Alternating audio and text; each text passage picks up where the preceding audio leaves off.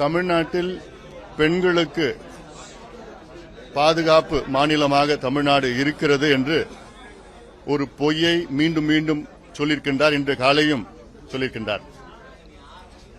இந்தியாவிலேயே அதிக குற்றங்கள், பெண்களுக்கு எதிரான குற்றங்கள், குறிப்பாக பெண் குழந்தைகளுக்கு எதிரான குற்றங்கள் தமிழ்நாட்டில் தான் நடக்கிறது. எத்தனையோ உதாரணங்கள் சொல்லலாம். அண்ணா பல்கலைக்கழகம், அந்த பெண்ணினுடைய சம்பவம். இது மட்டுமல்ல, கடந்த ஆண்டு தஞ்சாவூர் மாவட்டத்திலே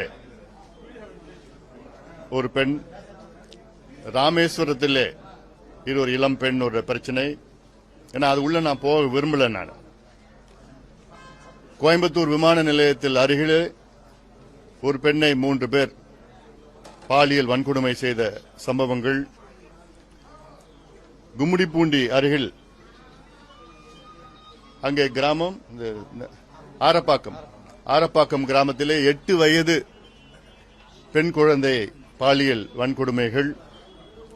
ராணிப்பேட்டை மாவட்டத்தில் இப்படி ஒவ்வொரு பகுதியிலும் பெண்கள் பாலியல் வன்கொடுமைகள், மோசமான சீர்நிலைகள். இதற்கு காரணம் தமிழ்நாடு கஞ்சா நாடாக மாறியிருக்கிறது.